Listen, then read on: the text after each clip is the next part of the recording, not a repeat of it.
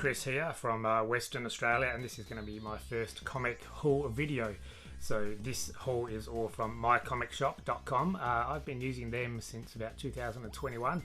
The shipping can be expensive going all the way to Australia, but I find that they pretty much have everything generally, or at least if you put yourself on their wait list, they notify you if there's particular issues you're waiting for. So rather than going through eBay or hoping to find it at a comic shop or a vintage or market or whatever, I usually find that I look for particular issues on Comic Shop, and then when I've got enough, I'll bundle them all together, and often it's cheaper that way, including shipping, rather than just trying to find them and pay exorbitant fees on eBay or whatever here in Australia. So I've got a recent batch of about 20-ish comics, so I'm going to show you those, what I've got. So we're going to start with the smallest and go to the biggest.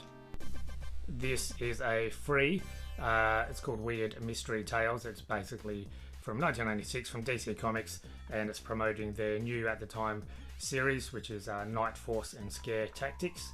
So Scare Tactics was a new series, but Night Force, this was the second, I think, of 3 Night Force series. There was one in 1982, which ran for I think 14 issues, and then there was a volume in 2011. So this is promoting volume 2. Both of these series, Night Force and Scare Tactics, ran for only 12 issues and haven't really done much with the characters since, but this is basically just a 6-page black and white preview. Scare Tactics is more of a comedy horror, kind of almost like a Suicide Squad, Creature Commandos kind of thing. But I'm a sucker for DC Comics in the 90s, and particularly free stuff that you would have got given away at your local comic shop. So there's the first one. Not a comic, as you can tell, but this is basically a thin book. It was only a couple of dollars, and it's a look at Matchbox. So I don't have a heap of Matchbox toys, but they are a big collector market here in Australia and England as well, I know. Matchbox collectors. So this is basically got quite a few pages with some pictures and that kind of stuff of the history of Matchbox cars. It was only a couple of bucks, so I thought that was pretty interesting, and I do like kind of toy history. As you can see behind me, I've got a lot of toys.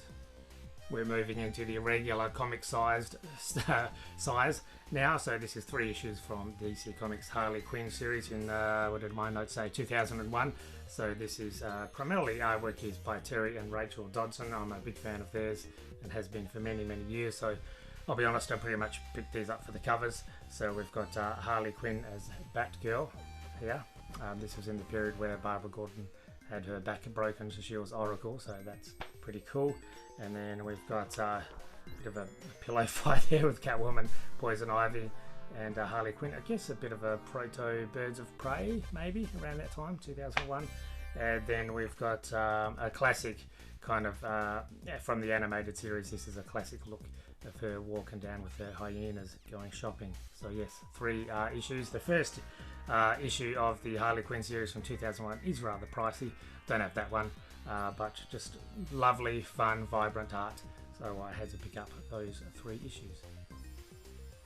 Sticking with the DC and Batman theme, this is Batman Adventures number 14. This is from the 2nd volume, so obviously based on the Batman the Animated Series. The first volume was from 1992, I want to say, and I had my eye on this for a while, so this is one of the issues that I had on my wait list, and then when I got an automated email saying that they had one come in stock for cheap, I grabbed it. So there's a classic episode, I believe, the Grey Ghost was voiced by Adam West, the 60s Batman. So he voiced the character in the 90s Batman cartoon. We've got a wonderful Justice League Unlimited. You could remember when you could get like free comics with food and stuff. So yes, this is pretty awesome, and even inside there's some wacky packages, stickers, which was a nice surprise. I wasn't expecting that. So this is in the day when you could get free stickers, and also a bit of a fantastic artwork by Dave Johnson, celebrating Magic the Gathering. So that's also very cool. Very much of its time, the 90s, 2000s. But yes, you can see kind of a garbage pail kids theme with these kind of grotesque or kind of play on words with food packaging of the time. So there's some free sticker insert, which is very nice indeed. So yes, glad that they are still part of this. So there we go, Batman Adventures 14. Moving on to Marvel Comics now, we have this issue, Quasar number 17 from 1990.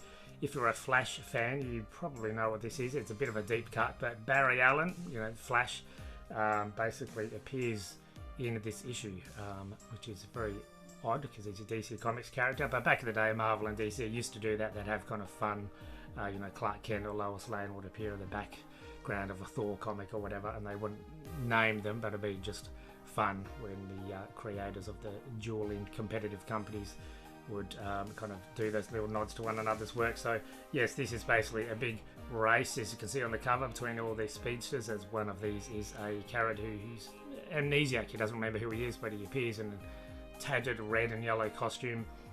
He says he's the fastest man alive, and he thinks his name is Buried Alien, you know, Barry Allen. So which is Mark, which is Flash's name. So there's a few little nods to that, so it's quite cute actually. So yeah, I had this on my radar for quite some time. I wouldn't call it a key issue necessarily, but it's just a fun little bit of history when Marvel and DC used to do that kind of thing a lot more often. Another Marvel pickup, this is G.I. Joe issue number 40 from 1985. Wonderful Mike Zeck cover there with, I think that's Roadblock. And I don't have a heap of G.I. Joe comics from Marvel. I've got enough.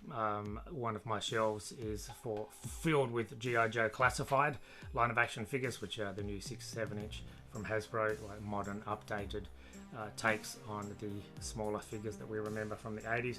So I do have fond memories of playing with G.I. Joe as a kid. So this is the first appearance of Shipwreck, the good guy naval sailor guy, and also the first appearance of the vehicle, the Cobra vehicle Hydrofoil, which I actually loved as a kid. It's one of my favourite vehicles ever. Used to play with it all the time. It's long departed, as most of us fellow middle-aged collectors, you know, collections just disappear when we move, or our parents throw them out or whatever. But thankfully I did actually find a pretty complete Hydrofoil online recently, and so I'm very happy to have that. So yes, and this is pretty cool. It's got like, and the ads of the day, it's got an ad for like Transformers VHS, and it's got an interesting letters page as well, and I'll just read that out. So one of the letters page here, which says, Dear Joe's issue 36 of G.I. Joe was spectacular. And then he goes on to say, I mean, this issue was packed with more action and suspense than 5 cats trying to fight their way out of a dog pound. I don't know. Not every comic these days does letters pages, but especially from this era, they're always worth reading. From Dark Horse, when Dark Horse were publishing Star Wars comics, which are absolutely awesome. I just love the Dark Horse Star Wars comics. You know, that was before Marvel took over the license in between movies. So this is the only Heir to the Empire issue, comic issue I own. This is from 1995. The novels by Timothy Zahn, part of the Thrawn trilogy, they came out in 1991. And that's part of the expanded universe, which really bridged the gaps in between and after the movies. And really, that's my canon, not the films that Marvel have been that Disney have been making. So this is notable because it's the first appearance of Mara Jade, who was a classic evil character turned good kind of thing, and I think a love interest as well. It's Luke Skywalker, so pretty awesome. So yes, very happy. The rest of the issues in this, I think it's a 6 issue series, are pretty expensive, but happy to grab this one, Star Wars Heir to the Empire. From Dynamite Entertainment, we have their new Silverhawks. So Silverhawks was an 80s cartoon, so this is the same comic, just with different covers. So we've got a gold foil with the lovely Silverhawk symbol. Silverhawks, Thundercats, they just had the best cartoon intros and theme songs. And another one here. The artwork inside isn't really my style. It's a bit more cartoony and a bit of light-hearted, but I do have quite a few Silverhawks and Thundercats figures in my collection from Super 7, who are just pumping out all the obscure characters and all the hits. So yes, very happy to grab these. Funnily enough, Dynamite, Silverhawks and Thundercats stuff and some of the other titles are hard to get in Australia, so I'm very glad that I got these from my comic shop.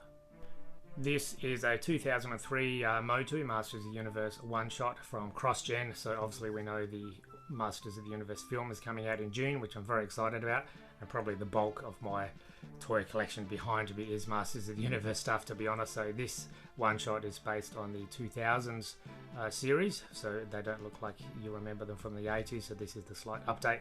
And this is quite an obscure and rare issue. I only recently discovered it, so glad it was cheap. And this is Masters of the Universe Power, and this was created to for charity, the Children Affected by AIDS Foundation. There's a couple of stories in here.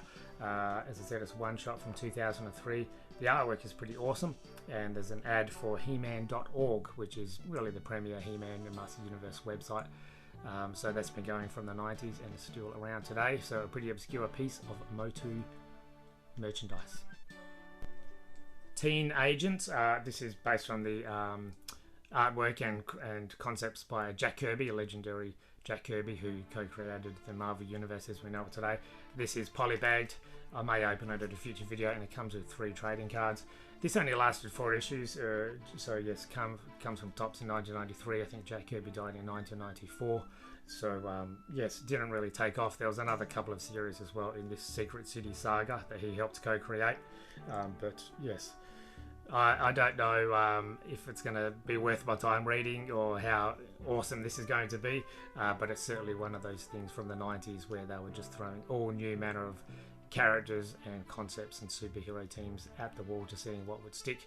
So yes, snapshot in time, Jack Kirby, the King, Teen Agents. I'll rapid fire the next few DC, and then we're almost finished on this wonderful haul. So this is Flash 79 from 1993, written by Mark Waid with art by Greg LaRocque. And the next issue after this was actually when wonderful Flash artist Mike Wieringo joined, and the combination of Mark Waid writing and Mike Wieringo on scripts was just awesome. That was just, you know, the Flash of the 90s was definitely my jam. So here, this is a 68-page special, and we have Eobard Thawne, classic bad guy anti-hero Barry Allen, and here he fights Wally West as well. So yes, this is a bit of an origin story as well, so happy to grab that.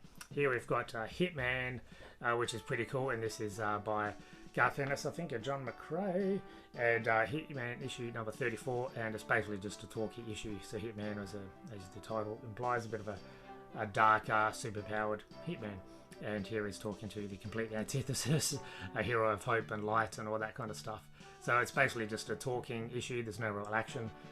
I've only got a couple of other Hitman issues. Again, he's a pretty obscure DC Comics character. And I think this won the 1999 Eisner Award for Best Single Issue, so pretty happy to add that. Again, that was one I had on my wait list for a while. Talking about obscure DC Comics characters, Black Condor. So Black Condor issue 6 and 7, again from the 90s. I love penciler Rags Morales and Brian Augustine's scripts as well. I think Black Condor only ran for 12 issues, and I know McFarlane Toys is putting out an action figure of him soon, which is awesome and unexpected. So I think I've got 2 more issues left, and then that'll complete the 12 issues of Black Condor, which I'm pretty happy about. I don't know why I didn't pick this up when it first came out in 2023, but this is from DC Comics. Lazarus Planet Legends Reborn. It's the first appearance of this character on the cover here, City Boy. They haven't really done much with him since, but I'm a bit of a sucker for obscure DC Comics characters. Got my Firestorm, who I love, big fan of Firestorm, and some of the original Teen Titans as well. So this is only from a couple of years ago. I'm not really specking on it or expecting City Boy to show up on a film anytime soon, but you never know, and it's definitely worth the price. Questar was a magazine that ran from 1978 to 1981, had 13 issues. Again, a pretty obscure magazine, sci-fi mainly, but a kind of one of the many magazines that exploded in the wake of Star Wars success. And it's got wonderful artwork, and it's got looks at you know, Battle Beyond the Stars. It's got a retrospective of Frank Frazetta's career, one of the issues. It's got like short stories and interviews with like makeup artists and special effects people and that kind of thing. So it's a pretty interesting magazine, and I like these kind of stuff because they show, you know, like Starlog on those other magazines is a real time capsule in history of what popular culture was at the time and what sci-fi and horror and fantasy films were in the works. So yes, definitely a time capsule, and some pretty interesting articles as well. Finally, very happy to get my hand on this. So this is, as you can see, it's a bit of a treasury edition when DC Comics used to do these in the 70s and 80s. I'll show you how big it is compared to a normal comic. So yes, quite a lot bigger. So obviously this is a magazine all about Superman the movie, which is my favourite movie of all time. And yes, I found out about this particular publication from Steve Evans. Definitely give him a follow on YouTube. He's an English guy who works at Hasbro, and much like myself, he's got a toy collection, but his is much better, much more impressive. But yeah, this has like interviews with the cast and the creators, the backstage people. It's got like storyboards, concept art, all that kind of stuff. It's got some wonderful artwork and posters, and wonderful Christopher Reeve poster on the back there. The Christopher Reeve documentary is definitely worth watching, I must say. But yes, very happy to own this. There's not a heap of Superman the movie merchandise around at the time. I mean, they're making more of it now with pop figures, and McFarlane Toys are making action figures and that kind of thing. But just as someone who loves Superman the movie, very happy to grab this. So there you go. Let me know in the comments below, do you have any of those issues? Are you interested in any of them, or picking them up in the future? So a nice little stack. I'll do more of these kind of comic hauls in the future, because I definitely get stuff not only from my comicshaul.com but also my local comic shop, and then when I go to like flea markets, op shops, that kind of thing. I've got a toy fair coming up soon, so I'm always looking for comics and action figures, as you can see behind me. So yeah, thanks for watching all the way to the end. This is only my second video, but I'll be looking to pump out more content soon. Catch you later. Goodbye.